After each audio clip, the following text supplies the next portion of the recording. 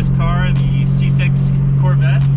This is the one you want, the 2008 Plus with the LS3 and the better 6-speed. So today we're just gonna go cruise it and go through everything that's wrong with it. That'd be really off character for me to buy something completely sorted. But so far, this thing is pretty sweet. Having torque is, it's just the best.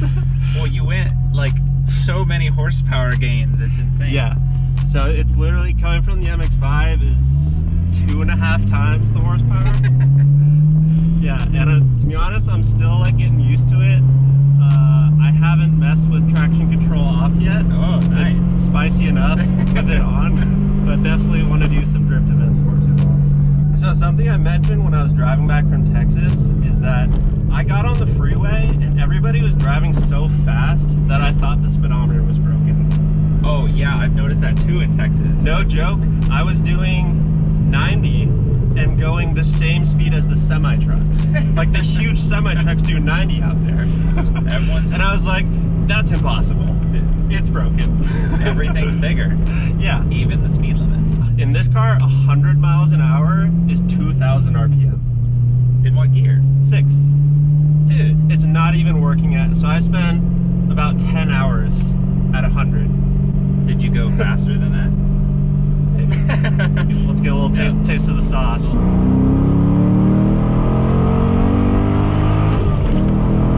Dude, it pulls so hard.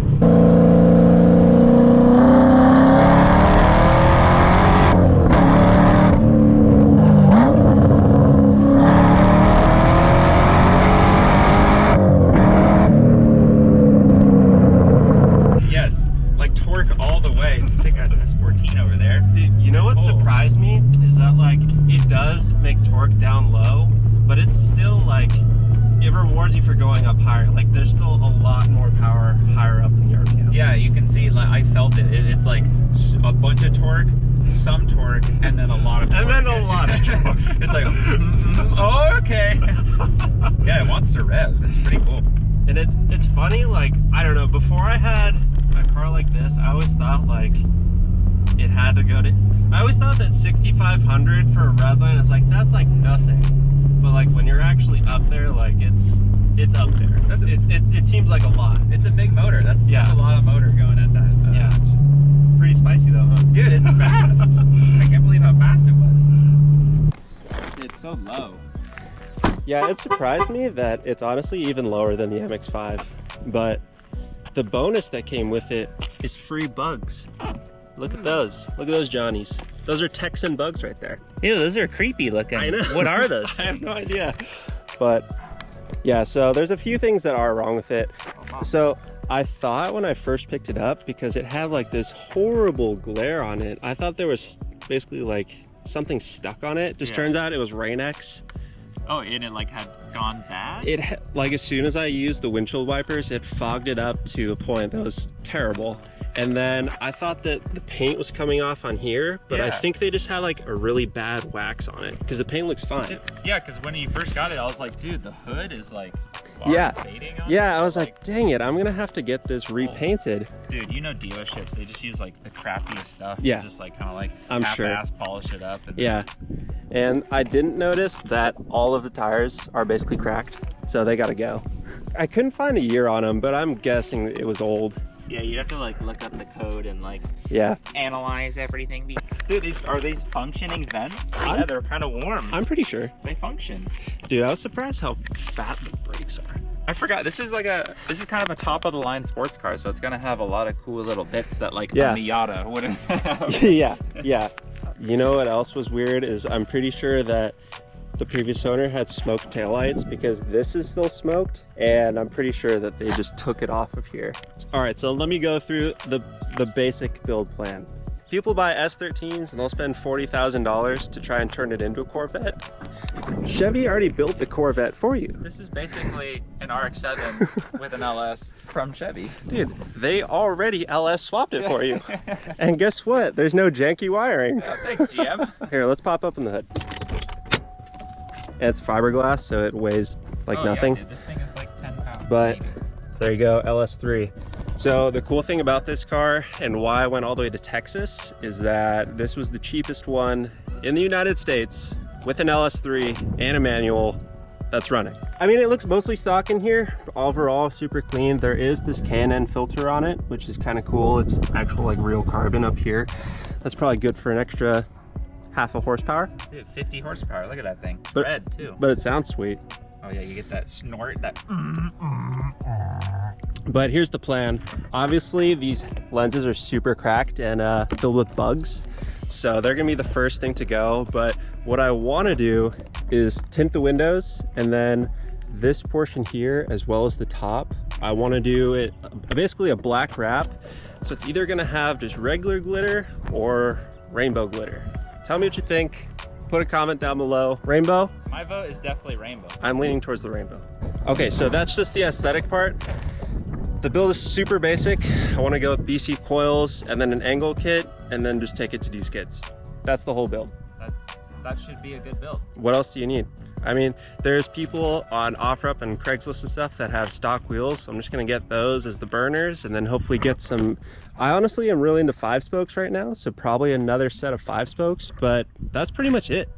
I mean, I don't think I need anything else. These things look like they're super crazy with just a couple of mods already. If I can just do like some cool wheels, maybe like an inch and a half drop. Like they have like just a little like air oh, like lip. a side lip? Like yeah, side and front. They just have like a little black one just to give it a little, it looks lower than it actually is. This plastic lip, I am scraping on everything. I think I'm just gonna take it off. Oh yeah, it's gotta rip it off. They have like aesthetic ones that'll come out a little bit. Yeah. And it looks cool, but like you'll actually clear stuff a little bit. Even like just bumps in the road and like speed bumps, I'm running into that. Once I lower it, it's just gonna be on the ground at all times, so it's probably not worth it. When I take this off, I was toying with the idea of changing the color of the, so instead of silver, doing like, I don't know, I've seen people do it in like dark gray or black. Oh, interesting. How does that look? It looks really clean. Does it? I kind of like the color match. Yeah. Especially like, I remember like one of the top end ones when this car came out was like yellow. The yellow in the headlight looked really cool. Yeah. I mean, in a perfect situation, I'd get the C6R front end. But that would be many thousands of dollars. It'd be a real thickie. Yeah. About how wide is that? About this many's. One thick unit? One. Oh, all right. So here's the question. In the interior, it has the old man spec gray seats, and then underneath the dash and also the doors. Do we keep it? Do we make it black? Do they sell Recaros in like an off-white tan color? Well, I'm kind of toying with the idea of picking up a bucket seat just for like drift and track days to just throw it in and out, because this seat is awesome because it has power everything, and you can like, especially for long drives that I do a lot, it's pretty comfy. And yeah, I was so excited, like after driving here from Texas, that my legs were not cramped, because that was honestly the biggest thing with the MX-5. I probably would have kept it if I had 2 more inches of legroom. If the Miata had that much more legroom, I would have done a turbo and lowered it, made it crazy. But that's one thing I cannot change. So here we are. But anyways, that's the rundown. What do you think, Zach? Dude, I love it. I'm officially jealous. You just keep getting cooler and cooler cars. Just keep building. I'm trying, man. Dude, this thing's dope. Building the fleet. It basically came with like America's best cheap engine, and it's just like, it's just ready to go. Yeah. And that little pull we did.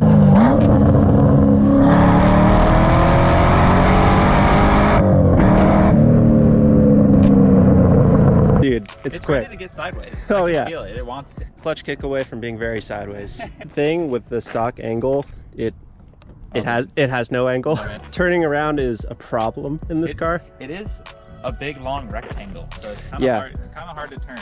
Yeah, it's definitely a bigger car, that's for sure. I was probably most surprised by how wide it was. Just from the back, it's just compared to the MX-5, it's just a way bigger car. It's got a big booty. So that's it, man.